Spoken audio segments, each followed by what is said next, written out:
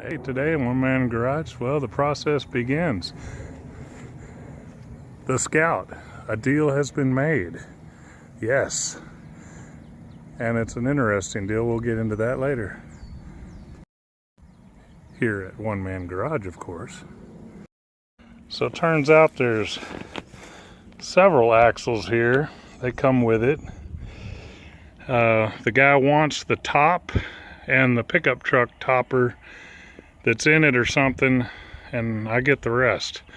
But basically for the cost of shipping or getting him the tops to New York. Crazy deal. Possibility he might pick it up and then I'd just pay him, but it looks more like I'm shipping it or delivering the tops or something. But we're gonna figure it out. Gotta get the small stuff, doors, axles loaded up first, and the spare hood, it's probably junk, and start from there. Well, it turns out I get 4 axles, so maybe it's Scout 8800 axles and Scout 2 axles, because that's the disc brake one for sure. More's better. I know this wasn't going to be easy in the mud. It's, but you know, it's One Man Garage. It's not called, let's do it easy and get a bunch of help. It's just me. I haven't seen any identification on the truck to say what year it is. It doesn't seem to have anything on it that I've seen yet. So it's just going to be like a whole off-road use only, whatever. We'll see. Doors are in there, by the way. So I got both rear ends because that's what I'm used to loading this way, that I can handle. All that suspension steering shit is super heavy. That's going to have to go on the trailer up the ramps on the dolly, and the other front end one too. So I'm going to drag them over here. It'll be the first thing to go on the trailer when I come back, and put them at the front of the trailer or the sides, and then get that jacked up enough to get under the front of the frame and start winching it up. Let it slide into place. But that's probably not going to be today. Get back home to Larry's house of throwing axles on the ground and messing with them later. I am a gear man, you know, that's my other handle. But I might go back with the trailer and try to load it. I don't know. We'll see. Yeah, can't waste the daylight, and it's not raining. I got to do it now. So we're going to use the winch. Smart. 3/4 plywood over the ramps. Tie that all stuff up, tie them together with a tow strap, and slide them up the plywood and teeter-totter up onto the trailer. How about that? Is it gonna be this easy? I don't know.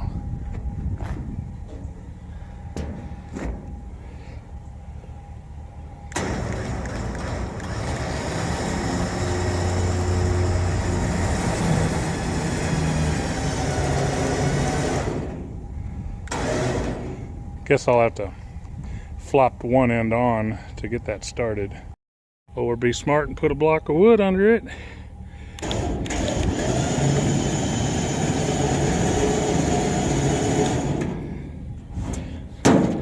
Hold on.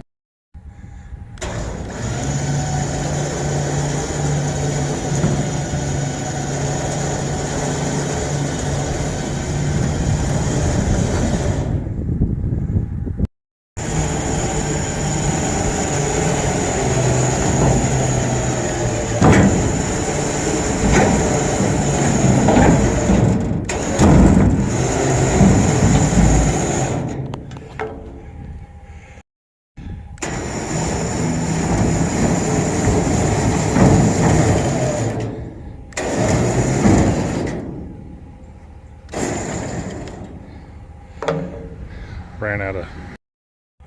Hey, that worked. How about that? Now just slide it off and back up and scoop up a car. Well, I got those up to the front, so now I'll move back there. I got it jacked up high enough to get under the frame with the board at the back of the trailer and lay the ramps in there if I can, to back up as far as I can. Well, this is where it gets tougher. I got a bracket, so I'm gonna have to put the jack on the trailer, or actually no, I'm gonna jack tip the trailer down now. That's when, before I winch it, that's what I was gonna do. I was gonna jack up like I do at the racetrack and angle it as low as I can get, low as I can go. I hope this works. Guess I ought to engage the clutch.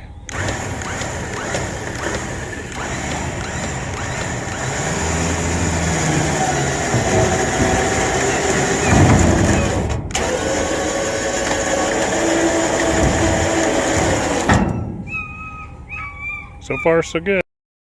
Ready for stage 2.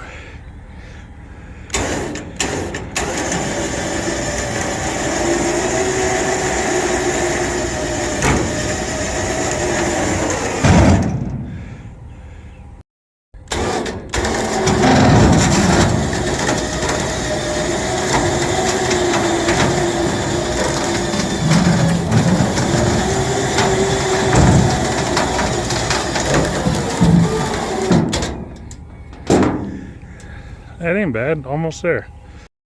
The overload spring was stuck under the lip of the trailer and I couldn't get the winch to go in reverse. I finally got that done. So forward again, stage 3.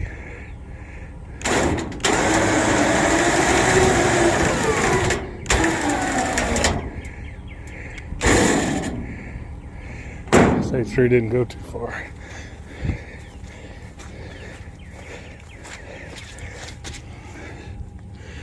Ah, dang it, I did it again. Hell.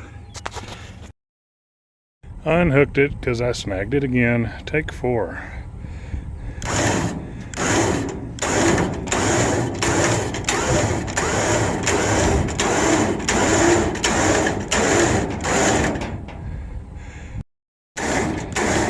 It's happening.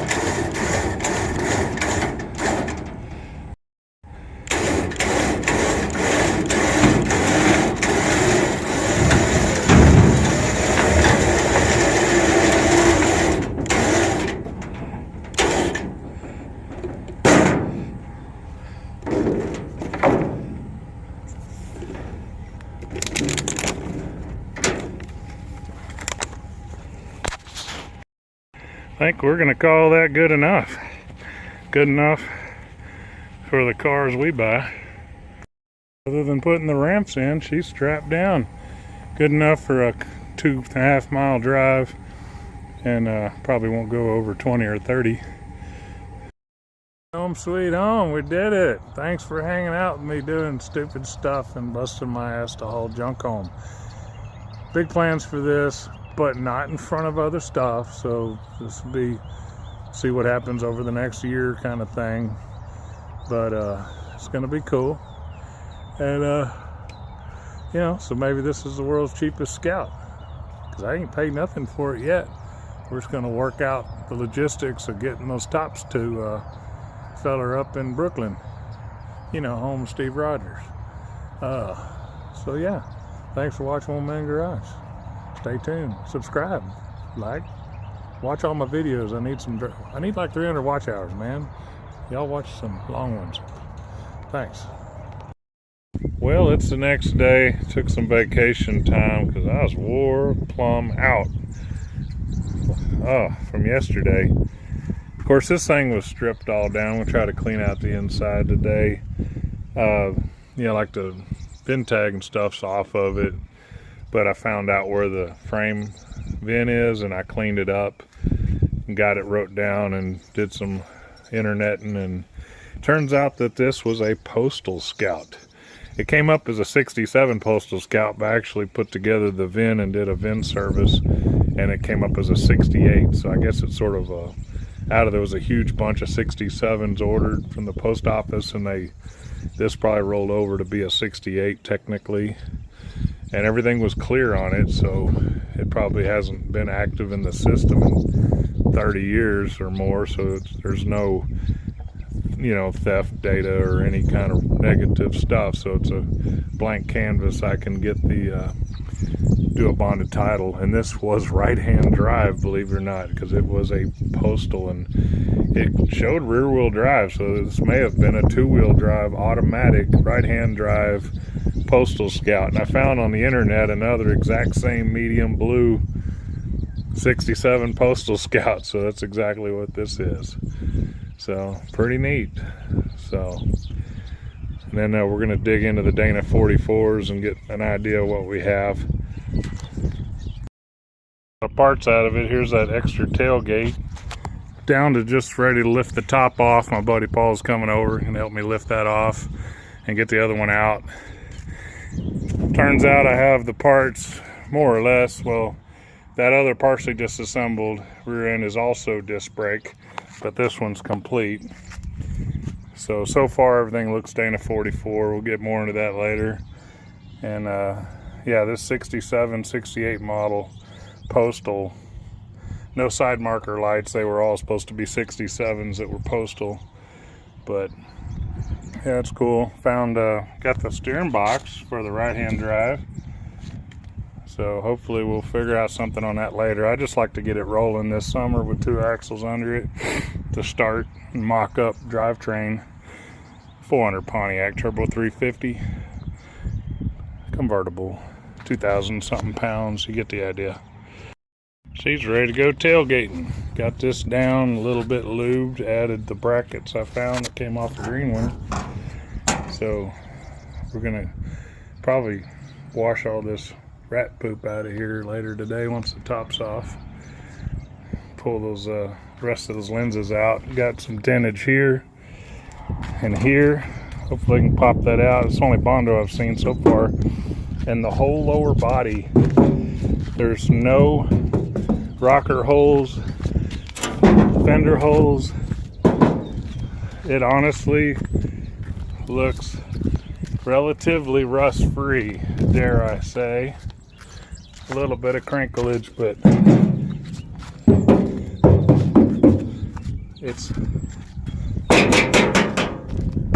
she's dry.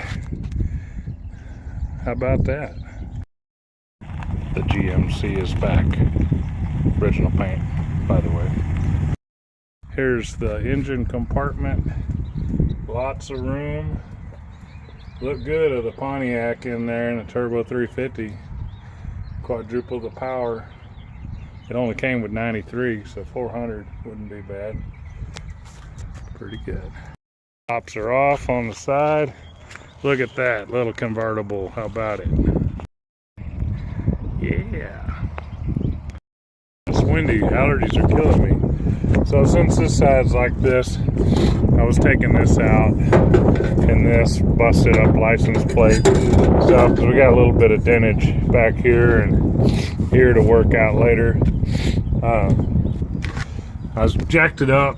You can see the rear shackle on the left rear leaf spring was unbolted and the bracket got bent up. So that was like that when I loaded it out. So I'm going to be straightening all that out. Probably going to go ahead and get rid of those shocks. I think I can throw those away. So delete those. But I'm just going to straighten up these brackets and get this bolted back up. Get that shackle from that weird position and get it down where it goes. And that other rear end, it fits. I got to pull it apart and clean the rust in the gears and reassemble it or something, just so I can have a roller that'll drop in for now. And then we'll probably still build the 9.3 Pontiac Olds rear end to replace it later. So just going to be working on this to get ready to make the rear a roller before the front's a roller, because I don't even have leaf springs yet for that. So anyway, but hey, I got 4 Dana 44 rear ends. That's pretty cool. I got 2 disc brake fronts with 1 missing axles, and 2 Dana 44 rears, 1 early Scout, 1 later Scout. So that's all a win. You know, the one's a 354, and then the one I'm going to put under here is probably 4 something. I don't know. We'll see when I get it apart. That's what's going on. So yeah, I'm going to try to put back the right-hand drive. The dash is right-hand drive. The brakes and master cylinder pedals all go on this passenger side. It has the solo driver bucket seat brace.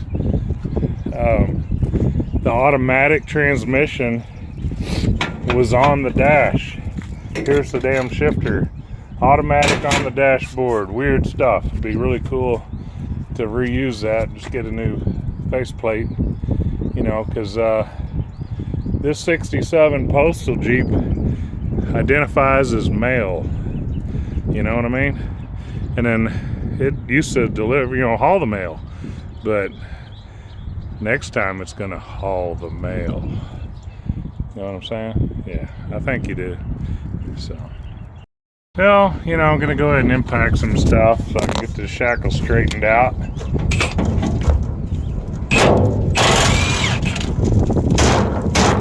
Get in there. Well, you get the idea. We gotta straighten this out. Come on. Come on. And, you know, I mean fix it by putting it on the concrete and hitting it with a brass 5-pound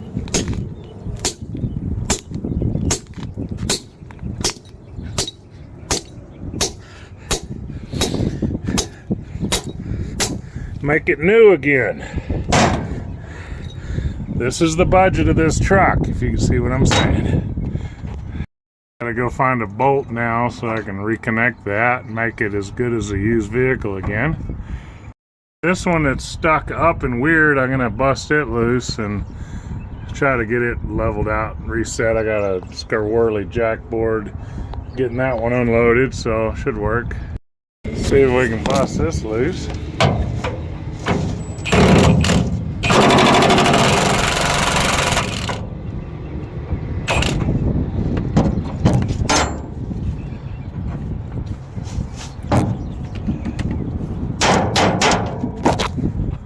Still got to get it off the pry bar that I guess.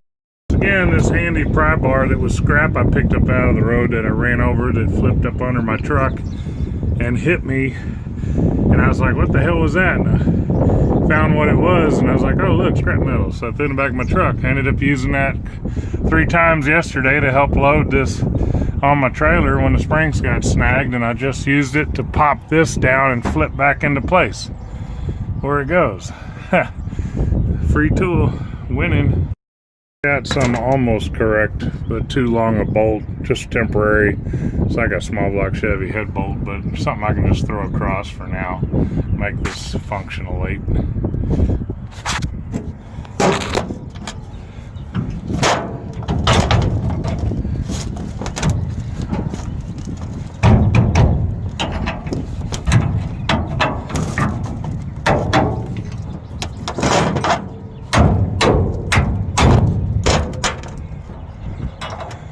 Just something, not even gonna torque it, need to be.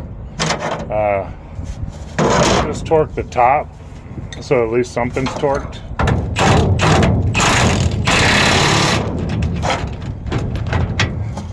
And the top over here, still need a nut on the bottom. I didn't have a fine thread 7/16 handy.